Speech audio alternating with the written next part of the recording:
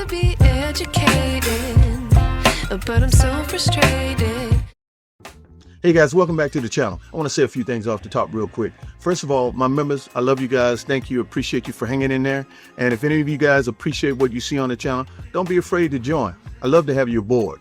Now, I want to also tell some of you as a friend, go get your blood pressure checked.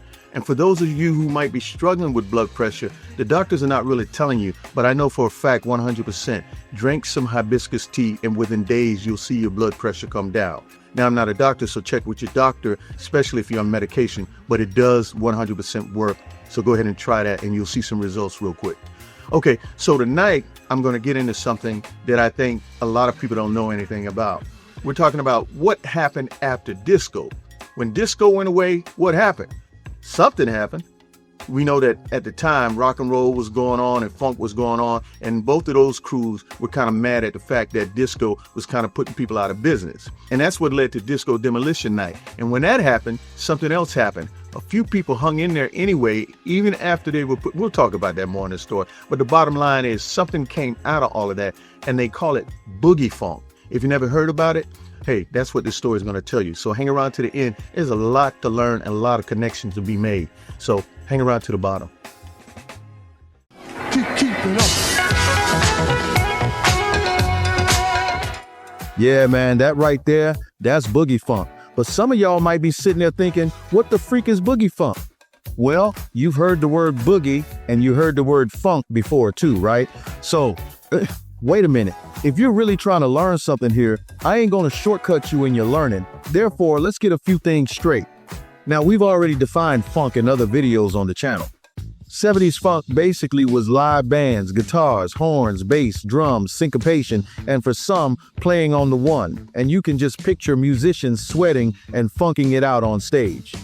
But what exactly is Boogie Funk, and why do they call it that? And I think it's time we talk about it, because a few people have asked what it was or mentioned the name on the channel.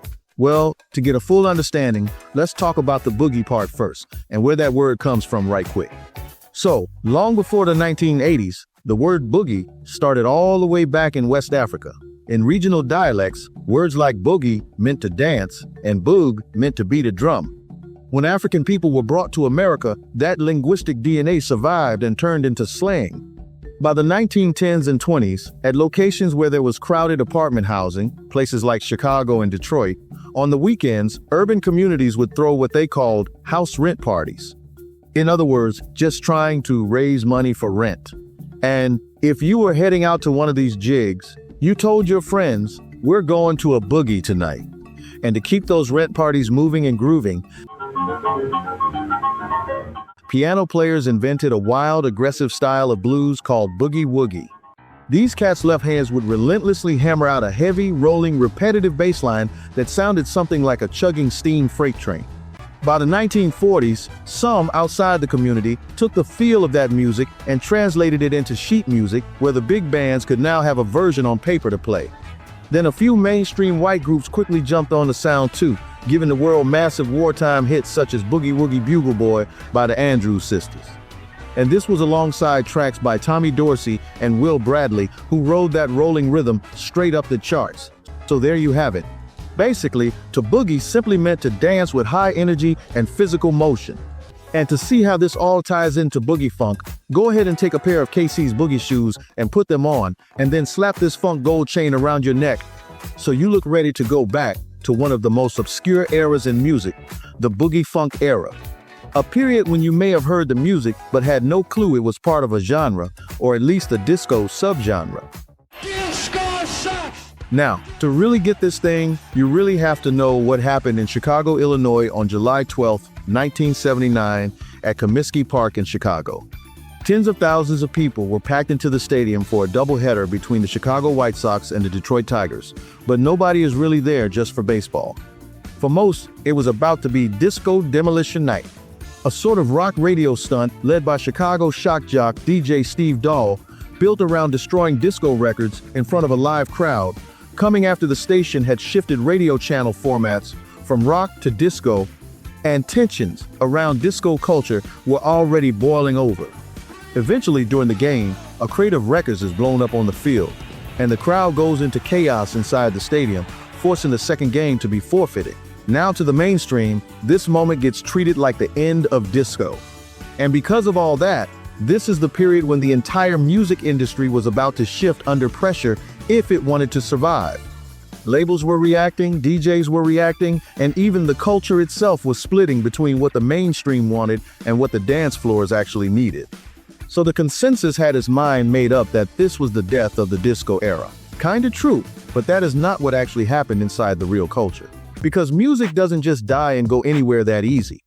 It just got pushed underground into the cellars of the more urban communities, such as black clubs, hipper white clubs, Latino clubs, queer clubs, roller rinks, and local dance scenes where the music would never stop regardless. But the industry reacted fast. Major labels started backing away from dance music. Budget shrunk, so live funk bands became harder to maintain. The big orchestral 70s sound started fading out of the mainstream system. If you remember, 70s funk was a full machine. Sometimes with well over 10 musicians on stage. Groups like Parliament, Funkadelic, Earth, Wind & Fire, Kool and the Gang, and others built everything from live performance energy. What we liked was that it was raw, physical, and unpredictable. And this is where the economics start to matter. Those live systems were expensive to put on tour, expensive to record, and heavily dependent on label budgets that were already starting to shift away from large-scale dance productions. So even before Boogie becomes a sound, it is already being shaped by what the industry can no longer afford to sustain. But right at the end of the 70s, something else had also started shifting. And technology was now entering the studio too. Synthesizers like the Prophet 5, Oberheim systems, Minimoog, and early electronic keyboards started becoming more available. Drum machines started showing up in production rooms. And all of a sudden, you don't need a full band to build a record anymore. One producer with the right machines could construct an entire groove from scratch. And that shift does not happen all at once.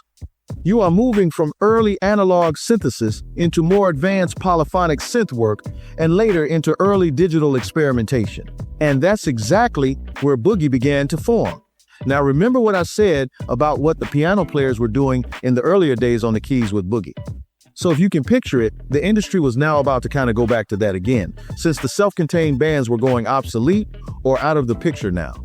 So imagine what a few new music pioneers were thinking on their keyboard when they began playing the bass lines with their left hand on a synthesizer, instead of depending on a bass guitar player to come and add to a groove. They didn't really need guitar or horn players either. In fact, they didn't even need a drummer, just themselves and the synthesizers, naturally kind of bringing back the original boogie tradition from the 1920s. The music now wasn't the groove of disco, but it also wasn't the groove of a live 70s funk band either. It was a totally different animal, a slower, electronic groove powered by a rolling synth bass and eventually beats from a drum machine. But the record shows that no one dared to label this sound until UK DJs and record collectors noticed what was going on. On the other side of the pond, they recognized this new groove as a distinct, chugging rhythm. And they were the ones who actually dubbed this new era of electronic R&B Boogie Funk. So first, like I said, the tempo to the music had changed. A bit slower than disco, which could have been near 120 beats per minute, hot and fast. Now the new sound would drop it down to usually sitting around 110 to 116 beats per minute. Therefore, the rhythm shifted away from the non-stop four-on-the-floor stuff. The emphasis moved into a tighter pocket. The bass is no longer a live slap bass guitar. It becomes synthetic, bouncy, or thumping lines, but in a controlled sequence foundation. And that hand clap placement on the 2 and 4 isn't random. It becomes a physical marker for how people moved and kept the beat on the dance floor, intentional, focused, and put in a place people naturally clap to the music. This music was perfect for the roller skating culture, where the glide and push motion matched that rhythmic spacing almost perfectly. And then the most obvious elements in disco would be gone, because instead of heavy orchestral strings,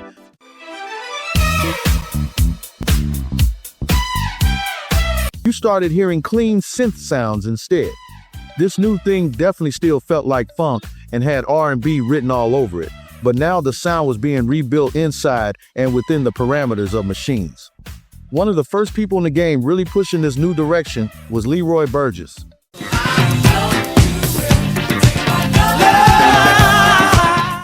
Coming out of 70s soul and funk, and out of a band called Black Ivory, he transitioned into studio production and started shaping what people later called the Burgess swing.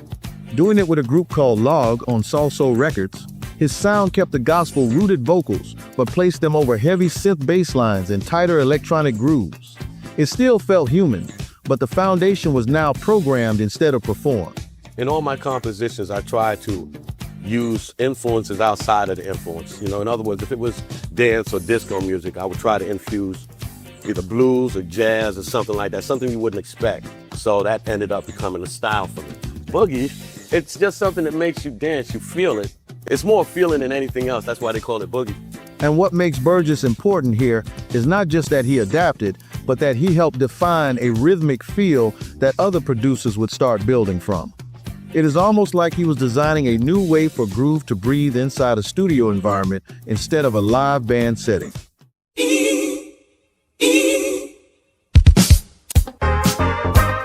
And at the same time, in New York, Michael Jones, yeah, man, you know that dude as Kashif.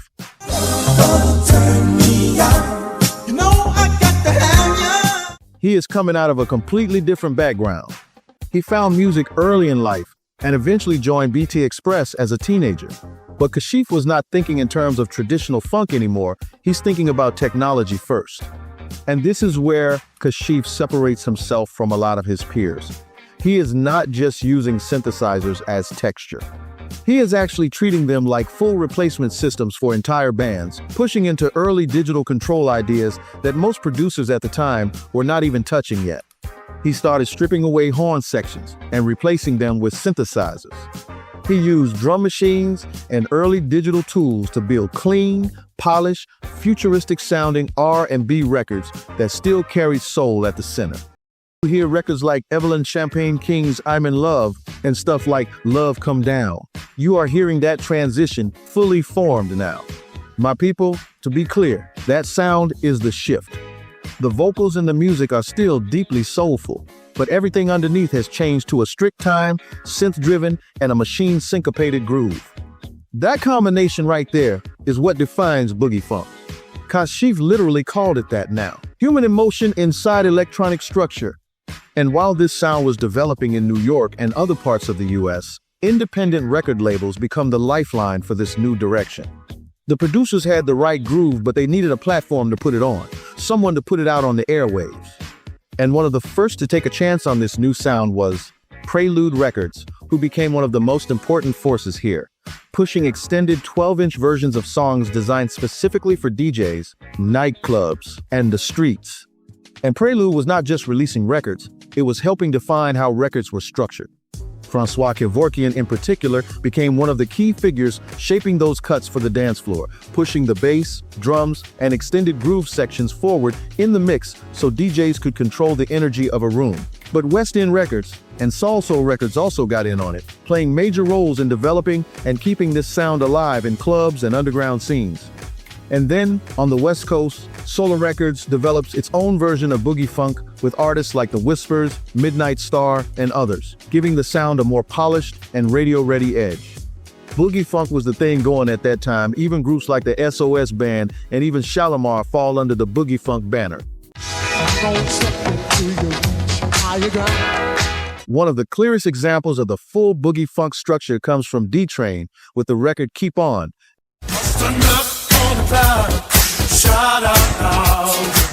And You're the One for Me, produced by Hubert Eaves the Third and featuring James D. Train Williams. Mindsetters, this is a major blueprint. A sequenced synth bass line holding the entire groove in place, drum machines locking in with sharp claps on the 2 and the 4, and a massive soulful vocal performance sitting on top of a fully electronic foundation. Then Chicago DJs like Frankie Knuckles at the Warehouse took these extended grooves and electronic textures and began shaping them into what would eventually become house music.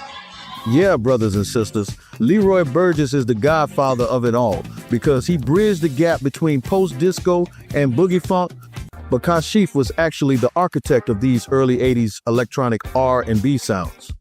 Yet it wasn't until influential British DJs like Norman Jay and Des Parks began using the word boogie to categorize this specific wave of post-disco R&B.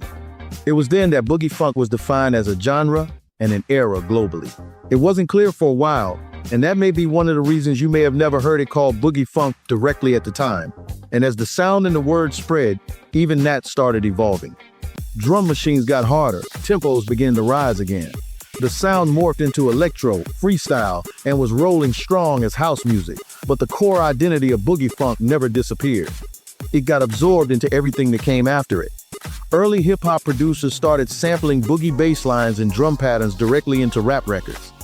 And at the same time, artists like Zapp and Roger Troutman pushed synthesized funk even further, with talkbox-driven records that become foundational for West Coast hip-hop. That wave of synth funk becomes one of the key building blocks that later feeds into G-Funk in the 1990s, with Dr. Dre and Snoop Dogg carrying that same rubbery bass and electronic bounce forward. And as we sit here today, the influence is still everywhere. You hear it in Bruno Mars, Daft Punk, The Weeknd, modern R&B, retro-inspired pop, and even current hip-hop production. The same structure is still there: synth bass, drum machine rhythm, and soulful vocals layered on top. So, those who knew it as Boogie Funk back then may think it kinda went away, but it was never just a short era. It was the bridge between live 70s funk and the entire electronic future of modern music. And once you understand that, you stop hearing it as old music and start hearing it as the foundation of everything that came after it.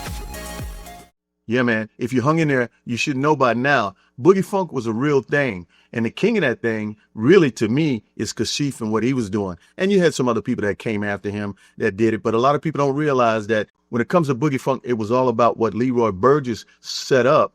And as a real studio musician, Kashif made it happen in real time. And that's where we got to where we got some house and some other kind of music. So R&B did a lot of changing and stuff like that. A good thing happened. Hey, man, I hope you appreciate what's happening on the channel. Hang in there, like, comment, share, subscribe, and all that type of stuff. And I'm going to see you guys next time, and we'll see what we'll be getting into.